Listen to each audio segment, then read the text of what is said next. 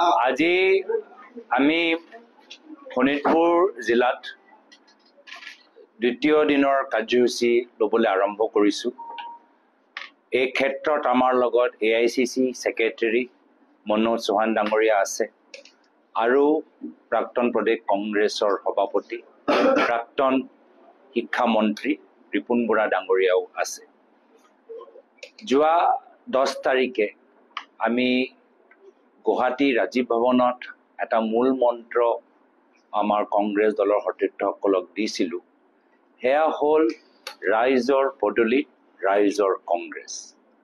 যিদৰে আগতে প্ৰায়তঃ তৰুণ গগৈদেৱৰ দিনত কংগ্ৰেছ চৰকাৰে ৰাইজৰ পদূলিত ৰাইজৰ চৰকাৰ যোগেদি ৰাইজে চৰকাৰৰ পৰা কি বিচাৰে এটা অভিযান আৰম্ভ কৰিছিল। একে উদ্দেশ্য লৈ এই মাহৰ পৰা ৰাইজৰ পদূলিত ৰাইজৰ কংগ্ৰেছ এটা অভিযান যোগেদি ৰাইজে কংগ্ৰেছৰ পৰা কি আশা কৰে সেইখিনি আমি জানিবলৈ এটা সুযোগ লৈছোঁ। শোণিতপুৰৰ জিলাত 2 দিন থাকি আমি বুজি পাইছোঁ যে এই জিলাখনৰ ভিতৰত যিদৰে উন্নয়ন হ'ব লাগে হোৱা নাই। শোণিতপুৰ জিলা আজি শিক্ষা ক্ষেত্ৰত যথেষ্ট পিছ পৰি গৈছে। এই শোণিতপুৰ জিলাত য'ত মানুহবোৰে উচ্চ শিক্ষাৰ প্ৰতি আগ্ৰহী আৰু কলেজ হোৱাটো বিচাৰে, ইউনিভাৰ্চিটিৰ ভিতৰত আৰু সুবিধা হোৱাটো বিচাৰে।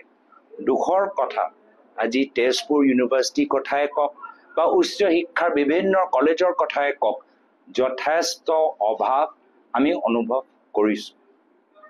স্বাস্থ্যৰ ক্ষেত্ৰত যি তেজপুৰ মেডিকেল কলেজৰ আজি কংগ্ৰেছ চৰকাৰ দিনৰ ভিতৰত স্থাপিত কৰা গৈছিল, আজিও তেওঁলোকৰ ভিতৰত আজি আমাৰ চিকিৎসকসকল বা যিসকল আমাৰ মানুহবোৰ যায় তেওঁলোকৰ যথেষ্ট আজি অসুবিধা, গুৱাহাটীলৈ যাবলগীয়া হৈছে।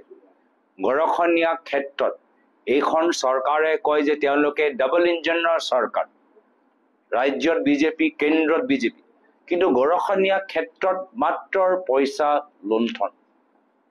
ইয়াৰ মন্ত্ৰী কেন্দ্ৰৰ ৰাজ্য চৰকাৰৰ মুখ্যমন্ত্ৰী হিমন্ত বিশ্ব শৰ্মা ডাঙৰীয়া যথেষ্ট ঘনিষ্ঠ। আজি তেখেতৰ নিজৰ ডিপাৰ্টমেণ্ট যোগেদি ভাল আঁচনি আমাক দিব পৰা নাই।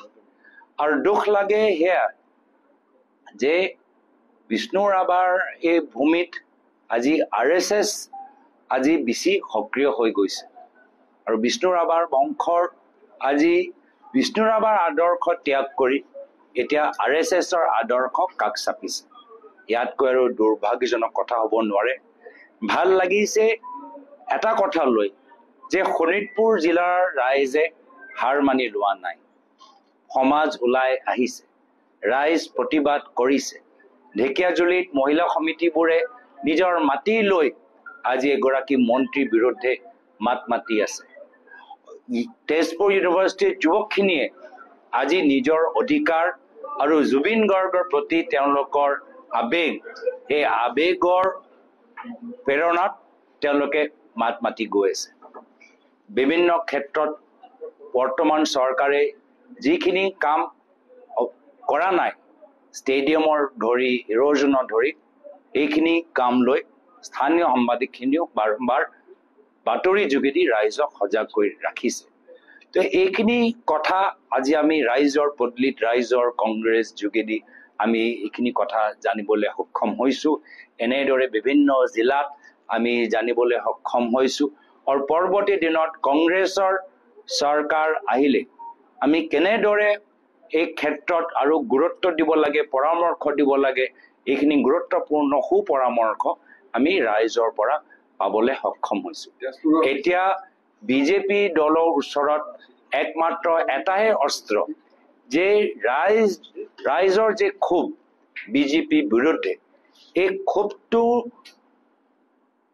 ভোটৰ যোগেদি বক্সত নপৰে, পৰিণত নহয়, তাৰ বাবে বিজেপিৰ ওচৰত একমাত্ৰ এটাই অস্ত্ৰ ভোট চুৰি। সচেতন নাগৰিকসকলৰ নাম ভোটৰ তালিকাৰ পৰা কৰ্তন কৰা, আৰু সেই কাৰণে আমি ৰাইজৰ পদূলিত ৰাইজৰ কংগ্ৰেছে অভিযান যোগেদি ৰাইজক আমি কেনেদৰে আগন্তুক নিৰ্বাচনত নিজৰ ভোটৰ অধিকাৰ সুৰক্ষিত ৰাখিব লাগে সেইখিনিও কিছু মূল্যৱান আলোচনা আমি পাতি আছো আৰু বৰ্তমানৰ ক্ষেত্ৰত শোণিতপুৰ জিলা বাহিৰে অসমৰ প্ৰতিটো জিলাৰ ভিতৰত একমাত্ৰ এটাহে দাবী ৰাইজৰ এয়া হ'ল জুবিন দাক ন্যায় দিয়ক জাষ্টিছ ফৰ জুবিন গাৰ্গ আজি আমাৰ কংগ্ৰেছৰ বিভিন্ন সেলস ডিপাৰ্টমেন্ট বিধায়ক সাংসদসকল আমি #জাষ্টিছ ফৰ জুবিন গাৰ্গ এটা সোশ্যাল মিডিয়া অভিযান আমি আৰম্ভ কৰিছো সকলোৱে নিজৰ ফেসবুকত #জাষ্টিছ ফৰ জুবিন গাৰ্গ ব্যৱহাৰ কৰিব আৰু এনেদৰে আমি জুবিনদাৰ পৰিয়ালৰ লগত অনুৰাগীসকলৰ লগত অসমৰ শিল্পী সমাজৰ লগত অসমৰ ৰাইজৰ লগত আমি থিয় দিছো এয়া আমাৰ প্ৰাৰম্ভিক কথা আপোনালোকক আমি অৱগত কৰালো তেজপুৰ ইউনিভাৰ্চিটি ডিসি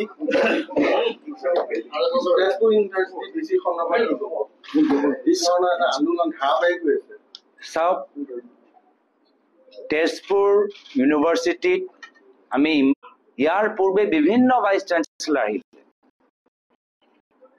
কিন্তু এনেকুৱা দৃশ্য আমি তেজপুৰ ইউনিভাৰ্চিটিৰ ভিতৰত আমি দেখা পোৱা নাই মই ভাবো কি যদি আগ্ৰহী বা তেওঁলোকৰ এটা চিন্তা আছে তো তেওঁলোকৰ ছাত্ৰসকলৰ ওচৰত যাব ছাত্ৰসকলৰ যিখিনি অভিযোগ এইখিনি বুজিব আৰু ছাত্ৰসকল যিমান বছৰ ধৰি তেজপুৰ ইউনিভাৰ্চিটিত সাৰ্ভিস দি আছে তেওঁলোকৰ কথাবোৰ শুনি একশন ল'ব আমি তেজপুৰ ইউনিভাৰ্চিটিত আমি গভৰ্ণৰ আৰু অনাৰেবল প্ৰেসিডেন্ট অফ ইণ্ডিয়া অনুৰোধ জনাইছো যে তেজপুৰ ইউনিভাৰ্চিটি সন্দৰ্ভত তেওঁলোকে ইন্টাৰভিউ কৰক আজি সন্ধিয়া ভিতৰত মই নিজে প্ৰধানমন্ত্ৰীৰ লৈ এটা চিঠিৰ যোগেদি তেজপুৰ ইউনিভাৰ্চিটি গোটেই বিষয়টো মই যিমান বুজি পাইছো সেইখিনিও মই অৱগত কৰাম দুখ লাগে কি যি তেজপুৰ ইউনিভাৰ্চিটি এক সময়ত ভাৰতৰ অন্যতম টপ 7 টপ 8 ইউনিভাৰ্চিটিৰ ভিতৰত আছিলে আমি ভাবিছিলো যে ভাৰতৰ যিমানবোৰ ইউনিভাৰ্চিটি যে অন্তৰাষ্ট্ৰীয় স্তৰত ৰেংকিং লাভ কৰে তাৰ ভিতৰত তেজপুৰ ইউনিভাৰ্চিটি আইআইটি দৰে তেজপুৰ ইউনিভাৰ্চিটি এটা নাম থাকিব দুখ লাগে আজি তেজপুৰ ইউনিভাৰ্চিটি লাইব্ৰেৰীৰ ভিতৰত কিতাপ নাই তেজপুৰ ইউনিভাৰ্চিটি তেওঁলোকৰ কৰিডৰ ভিতৰত পানী লিক হয় যথেষ্ট তেওঁলোকৰ অভাৱ অভিযোগ আছে মই honourable president of India honourable governor of India এই তেজপুৰ ইউনিভাৰ্চিটি বিষয়টো সিৰিয়াসলি ল'বলৈ আৰু এই ক্ষেত্ৰত একশন ল'বলৈ মই অনুৰোধ জনাইছো মই honourable president of India honourable governor আৰু আমাৰ কেন্দ্ৰীয় চৰকাৰৰ প্ৰধানমন্ত্ৰী শিক্ষামন্ত্ৰী তেজপুৰ ইউনিভাৰ্চিটি অসমৰ সম্পদ এক সময়ত আছিল আৰু মাত্ৰ তেজপুৰ ইউনিভাৰ্চিটি কথাও নহয় যোৱা 5টা বছৰত আপোনালোকে বিভিন্ন ইউনিভাৰ্চিটি কথা যদি খুদে বহুতখিনি অভিযোগ এটা আমি লাহে লাহে আমি দেখা পাইছো এটো অলপ দিন আগতে গুৱাহাটী ইউনিভাৰ্চিটিও ক্ষেত্ৰত আমি দেখা পাইছো বহুতখিনি অভিযোগ তাত ওলাইছে আমাৰ দিনতে স্থাপিত হোৱা কটন ইউনিভাৰ্চিটি আজি কটন ইউনিভাৰ্চিটিয়ে খবৰ লকচোন কি হৈ আছে তো সেই কাৰণে আমি কৈছো যে সামূহিকভাৱে অসমৰ উচ্চ শিক্ষা ক্ষেত্ৰত বিশেষকৈ ইউনিভাৰ্চিটি ক্ষেত্ৰত ভাইস চান্সেলৰ এপইন্টমেন্টৰ ক্ষেত্ৰত বহুতখিনি খেলিমেলি হৈছে বহুতখিনি যে প্ৰক্ৰিয়া প্ৰচিজাৰবোৰ মানে ইগনোৰ কৰা গৈছে যিমানবোৰ বছৰ এক্সপেৰিয়েন্স থকা পিছত সিনিয়ৰিটি ওপৰত একাডেমিক ব্ৰিলিয়েন্সৰ ওপৰত একাডেমিক এক্সপেৰিয়েন্সৰ ওপৰত অসমৰ ইউনিভাৰ্চিটিৰ ভাইস চান্সেলৰবোৰ নিযুক্তি কৰিব লাগে যি পৰম্পৰা ইমান বছৰ ধৰি আমি কৰি আহিছো আজি হে গোটেই প্ৰসেসটো প্ৰক্ৰিয়াটো আজি সাইডত কৰা গৈছে ইগনোৰ কৰা গৈছে মাত্ৰ ৰাজনৈতিক ক্ৰাইটেৰিয়া লৈ অসমৰ ইউনিভাৰ্চিটিৰ ভাইচ চাঞ্চেলৰবোৰ নিযুক্তি দিয়া গৈছে। আপুনি জুবিন গাৰ্গৰ ন্যায়ৰ কথা ক'লে, অলপতে আপোনালোকে জুবিন গাৰ্গৰ মায়াবিনী গীতটো ৰাজনৈতিক হেৰি হিচাপে বুধবাৰ এটা সিদ্ধান্ত লৈছে। এইটো তাৰমানে কি মায়াবিনী গীতটো জুবিন গাৰ্গৰ আপোনালোকৰ পলিটিকেল মিটিঙত তাৰমানে সদায় থাকিব, এই গীতটো শীৰ্ষ গীত হ'ব? এইটো আমি জুবিন গাৰ্গৰ ন্যায়ৰ সমৰ্থনত আমি আছো আৰু ইতিমধ্যে আমি বিভিন্ন কাৰ্যসূচী হাতত লৈছো। যোৱাকালি অল ইণ্ডিয়া যুৱ কংগ্ৰেছৰ সভাপতি উদয় ভানু তেওঁ নগাঁৱৰ এটা বিশাল বাইক ৰেলীৰ যোগেদি জুবিন গাৰ্গৰ ন্যায় বিচাৰিলে। তাৰ পূৰ্বে নলবাৰী তেখেতৰ গৈ ডাঙৰ এটা মাচাল তেওঁলোকে জুই সমদল ওলালে। আমিও আমাৰ জিলাই জিলাই মম শিখা আমি সমদল আয়োজন কৰিছোঁ। পৰৱৰ্তী দিনতো আমাৰ দাবী স্পষ্ট যে জুবিন গাৰ্গক ন্যায় দিব লাগে আৰু কিবা কাৰণত আজি এই তদন্ত যিদৰে আগবাঢ়িব লাগে আগবাঢ়ি যোৱা নাই। এতিয়া আজিৰ তাৰিখত শ্যামকানু মহন্তৰ ভাৰ্জনৰ বাহিৰে আমি সকলো কথা আমি গম পাইছোঁ। যি মূল অভিযুক্ত শ্যামকানু মহন্ত তেখেতৰ কথা এতিয়া একো ওলোৱাই নাই। কিয়? অসমৰ বাকী যিমানবোৰ শিল্পীসকল আছে তেওঁলোকৰ কথাবোৰ আজি SIT CID তেওঁলোকে কিবা কৰি তেওঁলোকক মাতিছে আৰু আপোনালোকৰ যোগেদি আমি তেওঁলোকৰ ভাষ্যবোৰ আমি শুনিবলৈ সক্ষম হৈছোঁ। কিন্তু শ্যামকানু মহন্তৰ ভূমিকা কি আজি ইমান দিন পাৰ হৈ গ'ল আমি গম পোৱা নাই। প্ৰায় আজিৰ পৰা 6-7 দিনৰ পিছত আমি জুবিনদাৰ এময়া পাতিবলৈ গৈছোঁ। কিন্তু জুবিনদাৰ মৃত্যু কেনেকৈ হ'ল, চৰকাৰে হত্যাৰ অভিযোগ আনিছে, হত্যা কেনেকৈ হ'ল আমি একোৱে গম পোৱা নাই, অজ্ঞাত। এই ক্ষেত্ৰত চৰকাৰে নিজে বিচাৰে নে যে জুবিন গাৰ্গৰ মৃত্যুলৈ গোটেই তথ্যবোৰ ফাদিল হওক? তাৰ ওপৰতে আমাৰ সন্দেহ ইতিমধ্যে আৰম্ভ হৈছে। গীতটো আমি সকলোৱে গাই আছো। এতিয়া আপোনালোকে ৰাতি শুলেই আপুনি মায়াবিনী শুনি থাকিব, আপোনালোকে খোজকাঢ়িলেও মায়াবিনী হৈ থাকিব। এতিয়া জুবিন দা আমাৰ আত্মাত সোমাই আছে। জুবিন দাৰ তেওঁলোকৰ কৈ যোৱা কথাবোৰ আমাৰ কাণত বাজি আছে। জুবিন দাৰ সেই ইণ্টাৰভিউ আমাৰ মনত বাৰম্বাৰ ৰিপ্লে হৈ আছে। তো সেইকাৰণে আমি পৰিয়ালৰ লগতো কথা পাতোঁতে আমি জুবিন দাৰে পাতি আছোঁ। তেওঁ সোমাই গ'ল আমাৰ আত্মাত। তো সেইকাৰণে আমি স্পষ্টবাদী ভিতৰত যি আছে সেইখিনি আমি মুকলি কৰিছোঁ। চিএমে এটা কথা কৈছে শেহতীয়াকৈ যে জনগাঁথনি সলনি হোৱাৰ যিটো কথা কৈছে, তেওঁ মুছলমানৰ জনসংখ্যা বৃদ্ধিৰ কথা কৈছে। এই প্ৰতিক্ৰিয়া কি কংগ্ৰেছৰ? যি সময়ত আমি কৈছোঁ যে জুবিনদাৰ আমাৰ আত্মাত আছে, এমাহো তেওঁ বিয়োগৰ পিছত হৈ যোৱা নাই। আৰু জুবিনদাই কৈছিলে মোৰ কোনো ধৰ্ম নাই, মোৰ কোনো জাতি নাই।